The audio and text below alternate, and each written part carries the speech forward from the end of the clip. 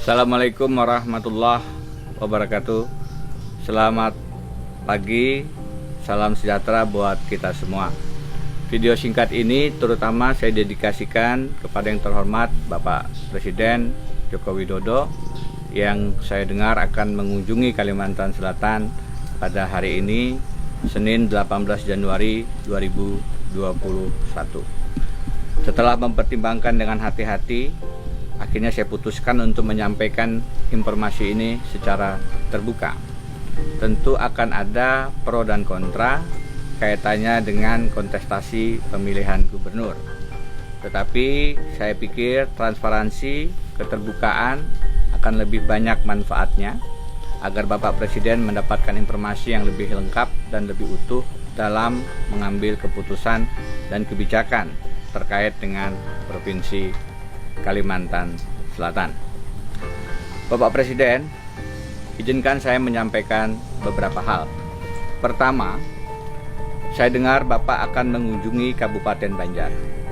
Memang banyak kabupaten kota yang terdampak dan tentu Kabupaten Banjar adalah salah satu pilihan yang baik dan tepat.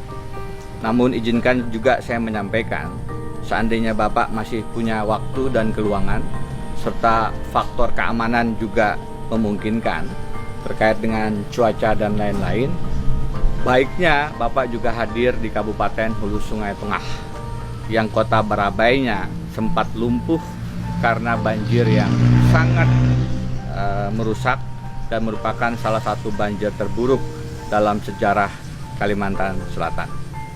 Masyarakat Hulu Sungai Tengah pasti akan sangat senang dan bahagia jika Bapak berkesempatan hadir di tengah-tengah mereka.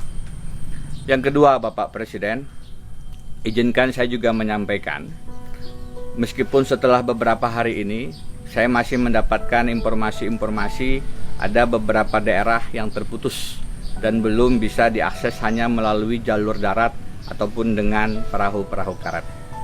Jika memungkinkan, sebaiknya memang ada bantuan dan evakuasi melalui udara. Mudah-mudahan dengan demikian wilayah-wilayah terisolir dan kesulitan berkomunikasi karena sinyal telepon genggam juga terganggu akan lebih dapat kita berikan bantuan dan akses. Saya sudah juga berbicara dengan Kepala BNPB dan beliau juga sudah memberikan komitmen yang luar biasa untuk segera mengirimkan aparat dan heli untuk memantau dari udara. Mudah-mudahan cuaca memungkinkan. Menurut saya ini alternatif yang harus segera dilakukan. Pemantauan dan evakuasi melalui jalur udara. Yang ketiga, Bapak Presiden, izinkan saya menyampaikan beberapa data yang mungkin tidak akan Bapak terima dari sumber-sumber yang lain. Tentu kita mengundang sebanyak mungkin investasi untuk memutar roda perekonomian. Tetapi bagaimana investasi itu bersahabat dengan lingkungan juga sangat penting. Ada satu data yang dirilis oleh teman-teman Wahana Lingkungan Hidup Indonesia, ada sekitar 814 lubang tambang batu bara, dan ini masih perlu penegakan hukum dan reklamasi dari 157 perusahaan. Dampak lingkungannya luar biasa. Tentu banjir kita itu juga disebabkan oleh curah hujan yang di atas rata-rata. Namun di sisi lain, daya dukung lingkungan kita sudah rusak karena memang menipisnya hutan dan juga makin banyaknya lahan yang digunakan untuk sektor-sektor tambang dan juga kelapa sawit.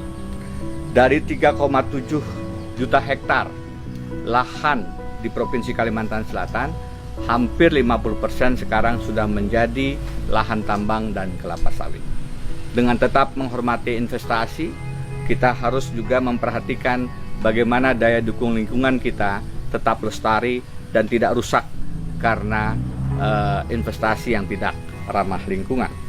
Tentang daya dukung lingkungan ini, ada baiknya saya juga menyampaikan data dari LAPAN, Lembaga Penerbangan dan Antariksa Nasional, yang memberikan informasi bagaimana hutan kita makin menipis. Ada penurunan hutan kita yang signifikan. Dari tahun 2010 hingga 2020, hutan primer kita berkurang 13.000 hektar, hutan sekunder menurun 116.000 hektar, sawah 146.000 hektar, dan semak belukar 47.000 hektar. Di sisi lain, area perkebunan meningkat sebanyak 219.000 hektar. Lagi-lagi, dengan tetap menghormati investasi agar kita memang membuka lapangan kerja, memutar roda perekonomian, dan seterusnya, kita juga harus memperhatikan dengan sangat serius kelestarian lingkungan di Kalimantan Selatan. Demikian beberapa hal penting yang ingin saya sampaikan. Sebenarnya saya sudah menahan diri di masa tanggap darurat ini untuk lebih banyak melakukan langkah-langkah di lapangan. Tetapi momentum kehadiran Bapak Presiden sayang untuk dilewatkan agar kita melakukan perubahan-perubahan kebijakan yang mendasar demi menyelamatkan Kalimantan Selatan. Ada satu gerakan yang sekarang sangat penting di Kalimantan Selatan, yaitu hashtag Sep Meratus.